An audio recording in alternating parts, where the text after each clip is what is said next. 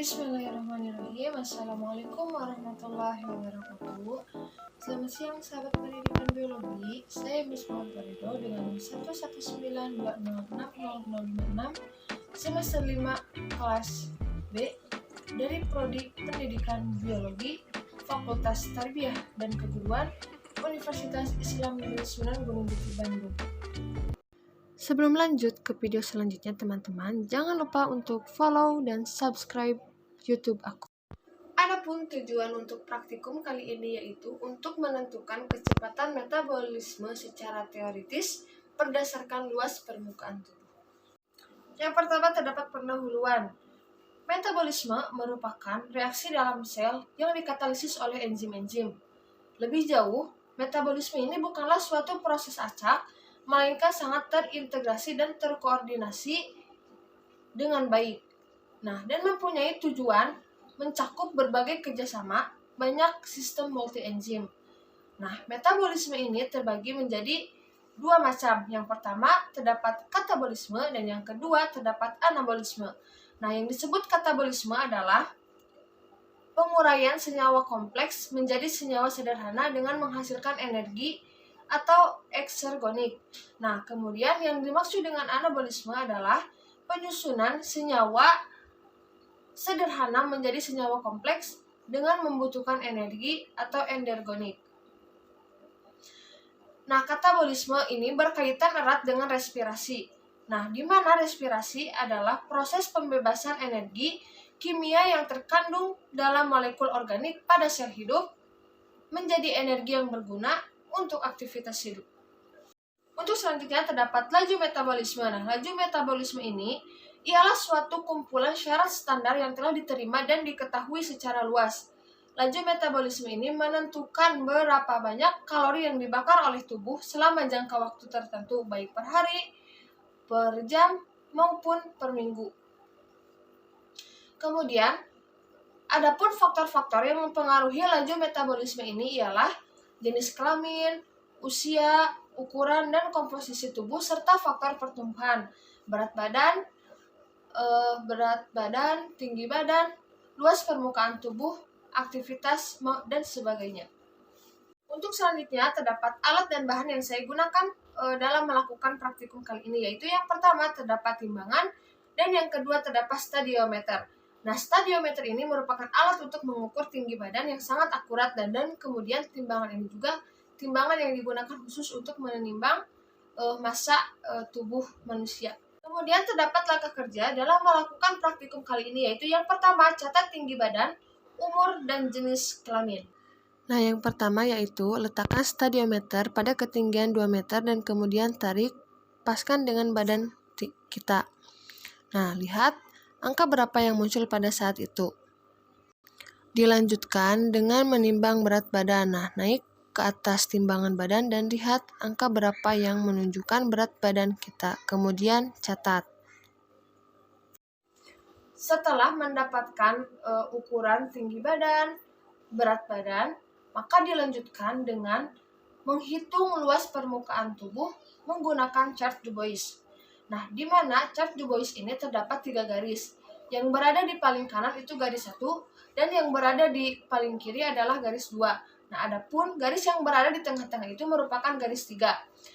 Di mana cara menghitung luas permukaan tubuh dengan menggunakan chart Du Bois ini yaitu kita letakkan terlebih dahulu tinggi badan kita di garis yang pertama.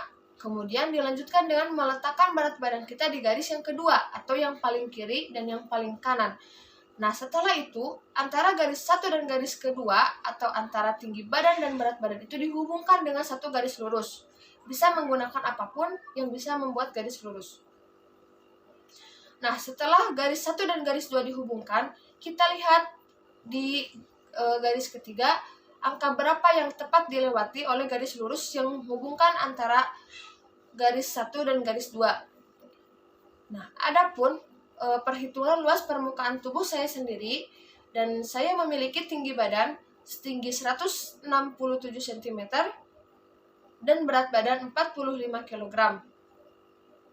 Kita lihat pada gambar garis lurus yang menghubungkan antara tinggi badan 167 dan berat badan 45 kg adalah tepat di titik 1,50. Untuk selanjutnya terdapat hasil dan pembahasan. Nah, adapun hasil yang didapat pada praktikum kali ini yaitu nama saya sendiri yaitu Niswar Parido dengan usia 20 tahun, jenis kelamin perempuan, tinggi badan 167 cm, berat badan 45 kg, luas permukaan tubuh yang tadi telah kita tentukan pada chart Dubois yaitu 1,50, BMI 36,9 dan BMR 1328,4. Nah, bagaimana sih kita mengetahui bagaimana cara penghitungan basal metabolic rate atau BMR ini? Nah, sebelum kita masuk ke rumus, kita harus mengetahui terlebih dahulu apa itu BMR. Nah, BMR adalah kalori yang tubuh yang diperlukan untuk melakukan aktivitas dasar tubuh. Nah, aktivitas tersebut mencakup memompa jantung, mencerna makanan, bernafas, memperbaiki sel tubuh, hingga membuang racun dalam tubuh. Nah, bisa dilihat cara menghitung BMR yaitu BMR sama dengan luas permukaan tubuh dikali BME dikali 24 kalori per hari. Nah, kita lihat sekarang luas permukaan tubuh saya sendiri yaitu 1,50, kemudian BME-nya 36,9 dan kalorinya itu dikali 24. Nah, didapatkan hasil 1328,4. Lanjut ke pertanyaan yang pertama dalam modul, yaitu yang pertama, mengapa terjadi perbedaan kecepatan metabolisme? Nah, karena pada metabolisme ini sendiri dipengaruhi oleh berbagai faktor, yaitu jenis kelamin, usia, ukuran, dan komposisi tubuh, serta faktor pertumbuhan. Nah, selain itu juga metabolisme ini dipengaruhi oleh lingkungan, seperti suhu, kelembaban, keadaan emosi, atau stres. Nah, maka karena itu, setiap orang kan mempunyai jenis kelamin yang berbeda, usia yang berbeda, ukuran dan komposisi tubuh, dan serta faktor pertumbuhan yang berbeda. Nah, sehingga kecepatan metabolisme pun akan berbeda-beda pada setiap orang. Kemudian, pertanyaan yang nomor 2. Metabolisme ini terjadi di mana sih?